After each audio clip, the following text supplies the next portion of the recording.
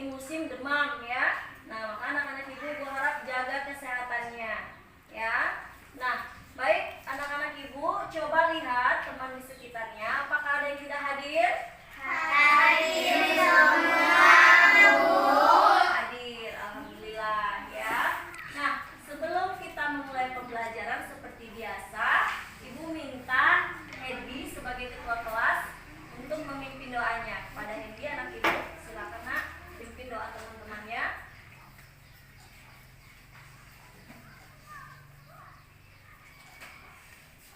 Sebelum kita belajar, mari kita berdoa bersama. Siap gak? Doa dimulai.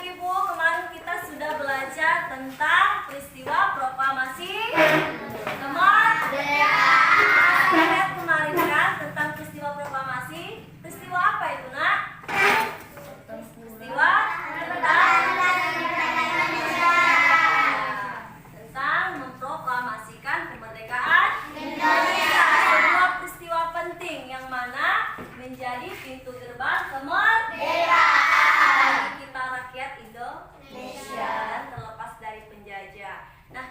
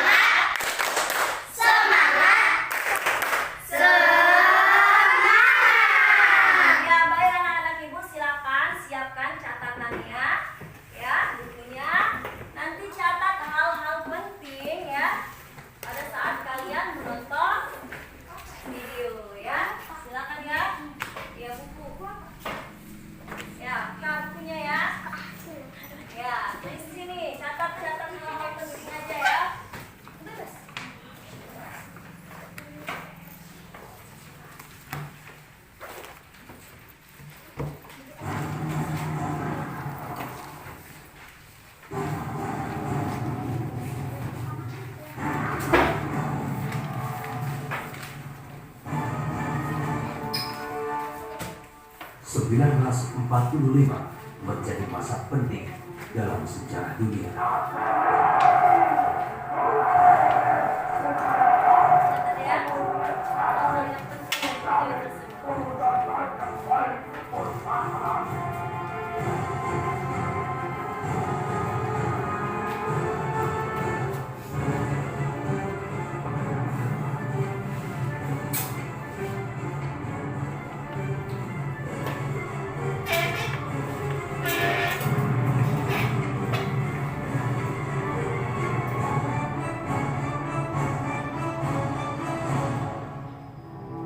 Periode ini sekaligus menjadi babak akhir dari Perang Dunia Kedua. Are contained in the instrument of surrender now before you. In the instrument of surrender now before you. Proklamasi.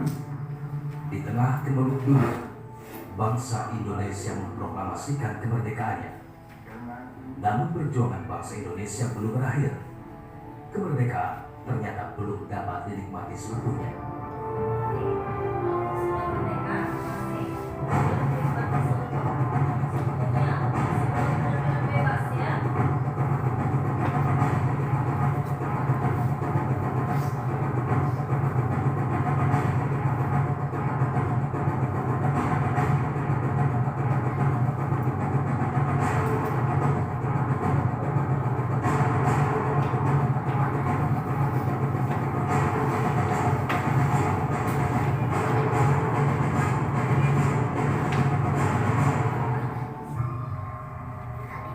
Hasil yang kita capai hari ini merupakan hasil perjuangan para pejuang di masa lalu. Orang yang tidak tahu sejarah hari ini tidak akan punya konsep di masa depan. Nah, di Jakarta, September 1940. Setelah kekalahan Jepang tanggal 15 Agustus tahun 45, maka Kutu sebagai pemenang Perang Dunia Kedua mulai bergegas akan melakukan invasi ke wilayah-wilayah yang sebelumnya diduduki Jepang. General MacArthur sebagai pimpinan SWAPA Southwest Pacific Area yang juga adalah pimpinan tertinggi dari tentara gabungan. Tujuan atau tugas dari Southeast Asia Command ini yang pertama adalah untuk melucuti tentara Jepang, dan yang kedua adalah untuk mengevakuasi tawanan-tawanan Jepang. Itu yang terkenal dengan APRI, Allied Personnel War and Internet. Kemerdekaan Indonesia masih berusia seumur jarum ketika Sekutu menjalankan misi internasional. Di bawah komando Lord Mountbatten, tugas mengurus tawanan perang dan pelucutan tentara Jepang dijalankan oleh Allied Force Netherlands East Indies atau AFNI. Untuk daerah Sumatera dan Jawa, pimpinan tugas AFNI diemban oleh Letnan Jenderal Sir Philip Christensen. Kala itu, di Indonesia terdapat sekitar 70.000 tawanan perang dan internir yang tersebar di seluruh Pulau Jawa. Sebelum kedatangannya ke Jakarta, Sir Philip Christensen dalam pernyataannya di sebuah radio Singapura sempat menyatakan bahwa Sekutu hanya akan menjalankan tugas kemiliteran dan tidak mau ikut campur dalam politik dalam negeri Indonesia. Tidak mengetahui rencana Sekutu dan Belanda di balik misi pemulangan tawanan perang dan pelucutan tentara Jepang, bangsa Indonesia awalnya tidak menentang kedatangan Sekutu.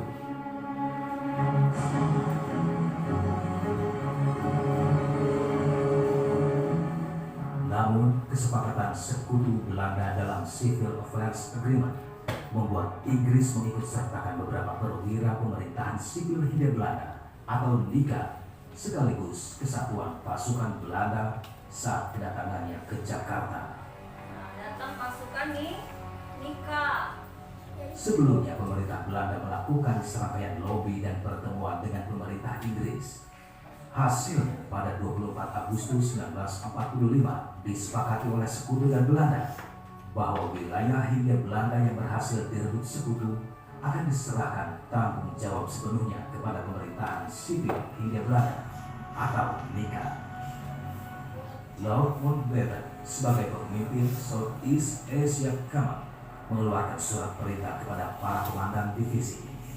Kalimat dalam surat perintah ini kemudian berakibat fatal bagi rakyat Indonesia, terutama di Surabaya.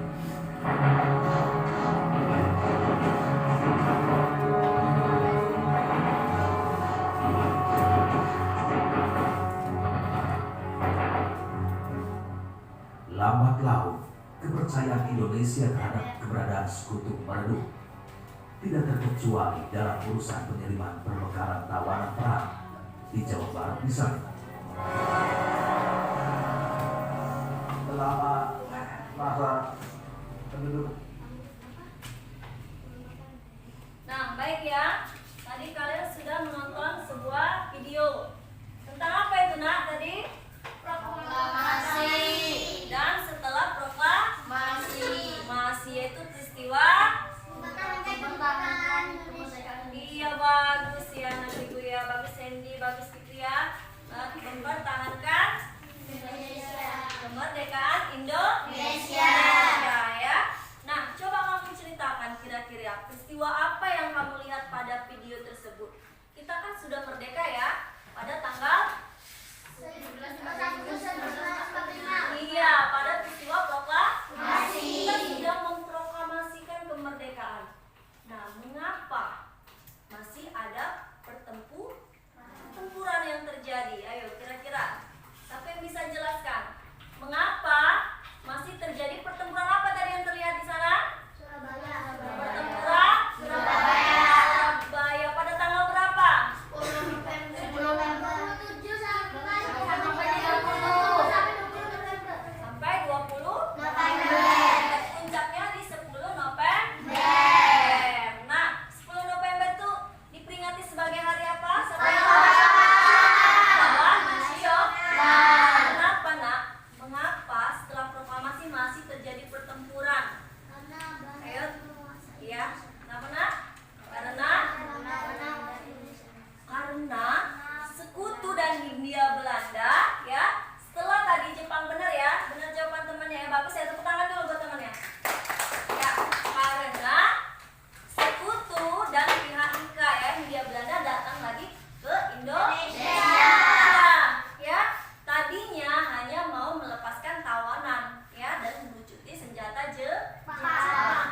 Tapi lama-kelamaan mereka membuat kesepakatan ya, bahwasanya negara-negara yang diduduki ya, yang tadinya kekuasaan Jepang, daerah penjajahan akan mereka kuasai. Makanya Indonesia berjuang mempertahankan kemerdekaan.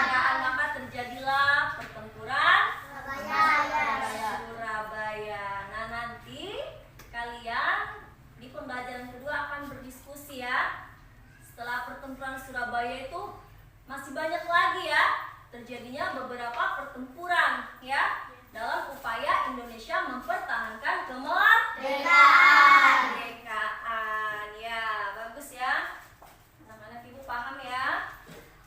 Nah, selain manusia ya mempunyai hak untuk bebas dan merdeka, kita negara Indonesia berhak ya berdiri sendiri dan merdeka. Nah, begitu juga makhluk hidup ya, mereka juga berusaha untuk mempertahankan hidupnya ya dengan cara beradaptasi.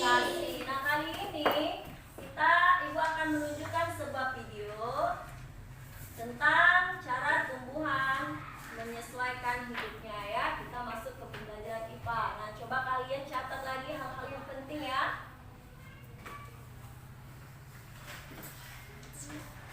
Cara tumbuhan menyesuaikan diri terhadap lingkungan.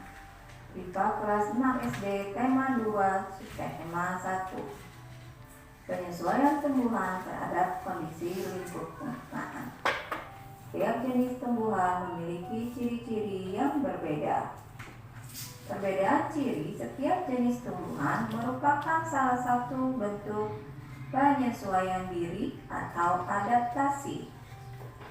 Adaptasi adalah kemampuan makhluk hidup untuk menyesuaikan diri terhadap lingkungannya. Tujuannya adalah agar tetap bertahan hidup. Lingkungan tempat hidup makhluk hidup disebut habitat. Adaptasi tumbuhan terhadap lingkungan, contohnya terhadap lingkungan kering, terhadap lingkungan berkadar garam tinggi, adaptasi terhadap lingkungan air, adaptasi terhadap lingkungan yang lembab, dan adaptasi terhadap lingkungan yang miskin nitrogen. Yang pertama, adaptasi tumbuhan terhadap lingkungan kering. Tumbuhan yang dapat hidup di lingkungan yang memiliki sedikit air disebut xerofit.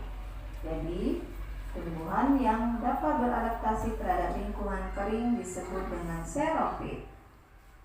Contoh tumbuhannya yaitu pohon kurma, kaktus, cocor bebek, dan lidah buaya. Adaptasi yang dilakukan kaktus agar dapat bertahan di lingkungan kering diantaranya yaitu memiliki daun termodifikasi menjadi duri untuk mengurangi penguapan, memiliki batang tebal dan berisi cadangan air, memiliki permukaan batang yang berlapis lilin untuk mengurangi penguapan, akar panjang untuk mencari sumber air. Selanjutnya, adaptasi tumbuhan terhadap lingkungan berkadar garam tinggi. Tumbuhan yang dapat hidup di lingkungan berkadar garam tinggi disebut dengan halofit. Contoh lingkungan berkadar garam tinggi yaitu laut, muara sungai, dan pantai. Keadaan tanah biasanya berlumpur dan berpasir, serta sangat sedikit mengandung oksigen. Adaptasi tumbuhan terhadap lingkungan berkadar garam tinggi. Contoh tumbuhannya adalah tumbuhan bakau dengan adaptasi akar napas yang tumbuh ke atas permukaan tanah untuk memperoleh oksigen dan akar tunjang untuk menopang tumbuhan di tanah yang berlumpur dan menahan terjangan ombak. Daun kaku, tebal, dan permukaannya licin untuk mengurangi penguapan dan menyimpan air. Bagian bawah daun berkelenjar untuk mengeluarkan kelebihan garam. Selanjutnya adalah adaptasi tumbuhan terhadap lingkungan air. Tumbuhan yang dapat hidup di lingkungan yang berkadar air disebut hidrofit. Contohnya tumbuhan teratai dan enceng gondok.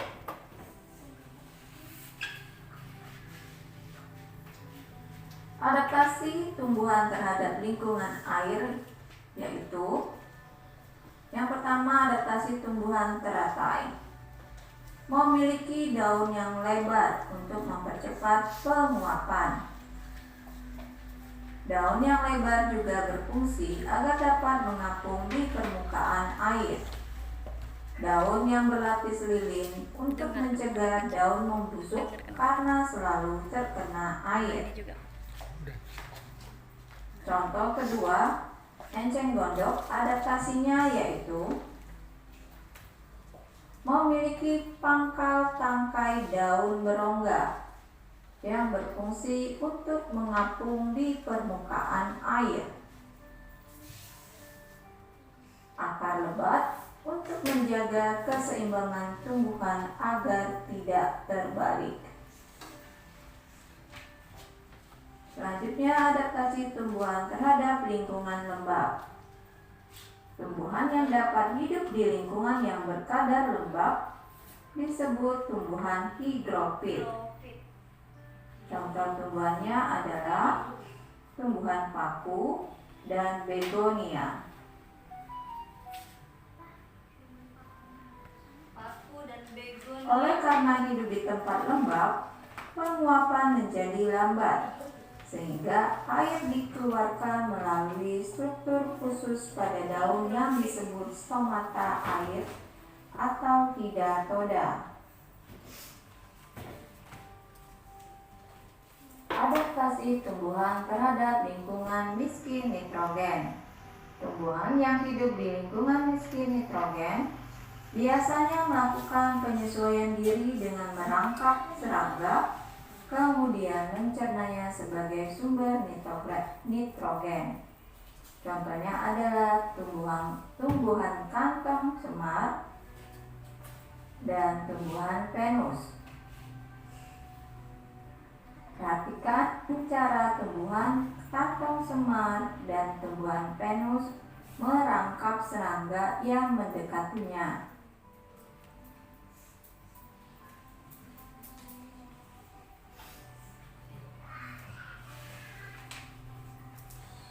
Penyesuaian tumbuhan untuk berkembang biak. Selain penyesuaian, Nah, baik, tadi kalian sudah menonton video tentang cara tumbuhan menyesuaikan terhadap lingkungan. Nah, dari video tersebut ya, kita bisa mengetahui bahwa tumbuhan itu memiliki ciri-ciri berbeda, ya bagus, ciri-ciri khas, ciri-ciri khusus. Nah, ciri-ciri khusus itu salah satunya untuk apa, Nak? Kenapa mereka mempunyai ciri-ciri khusus?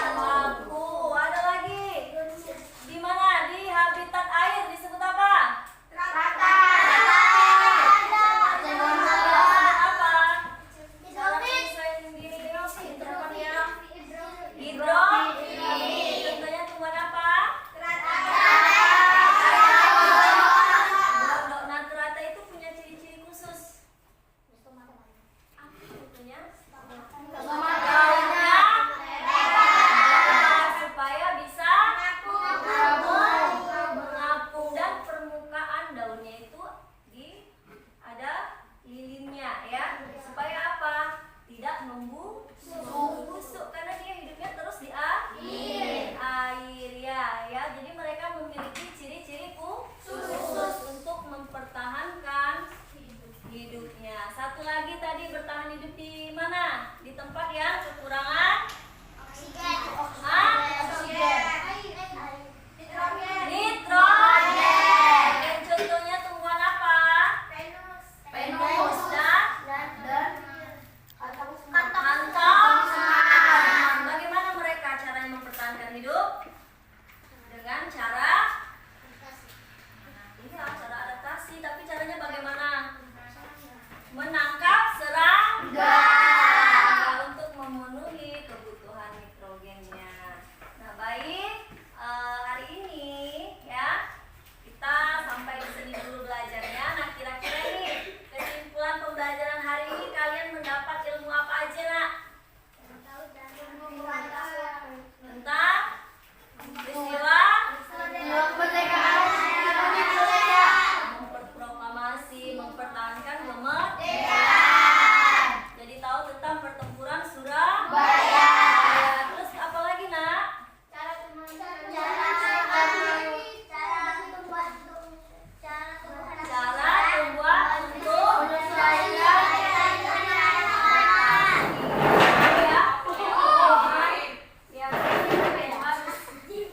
ya, dan tahu juga bagaimana tumbuhan itu semuanya memiliki ciri-ciri khusus yang fungsinya salah satunya untuk mempertahankan hidupnya dengan menyesuaikan diri dengan lingkungan atau habitatnya. Nah, dan ada beberapa macam tadi ya, ada xerofit, hidrofit, ya. Dan ada tadi cara makhluk hidup menyesuaikan diri di lingkungan yang kurang nitrogen dan macam-macam contohnya ya. Nah, baik anak-anak Ibu, kira-kira pembelajaran hari ini bagaimana? Apakah menyenangkan kalian belajar dengan menonton video tadi?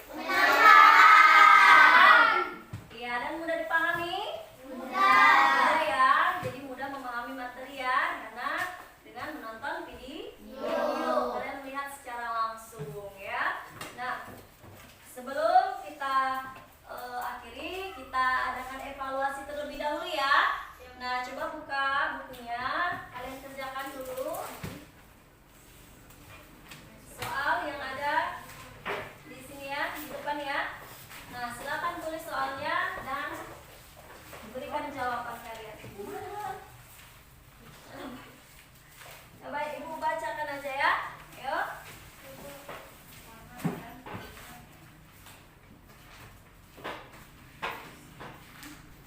Ya, 1.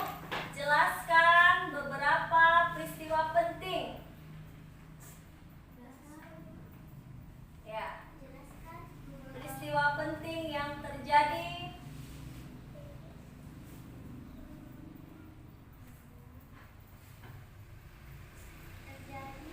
ya dalam upaya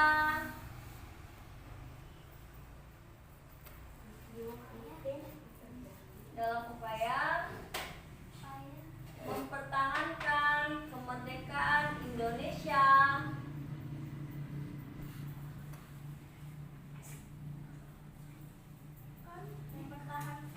Kemerdekaan Indonesia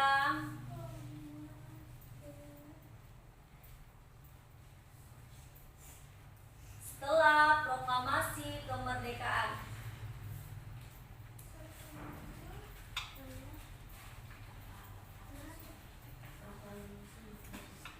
Kemerdekaan ya, jelaskan ya peristiwa penting yang terjadi tadi. Yang sudah kita tentang pertempuran Surabaya. Setelah ya, proklamasi kemerdekaan. Nomor 2, soal aja ya.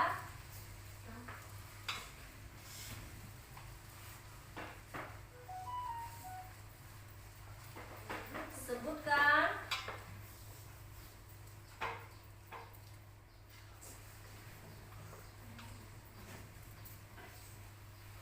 contoh tumbuhan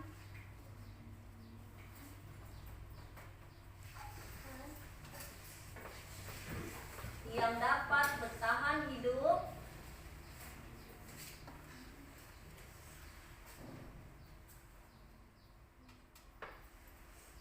di tempat yang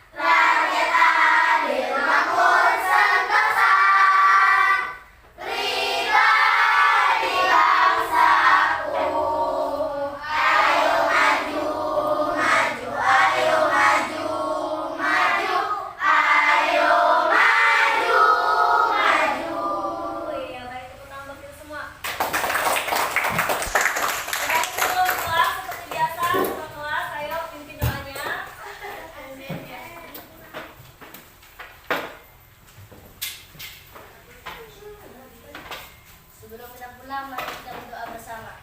Siap gerak, doa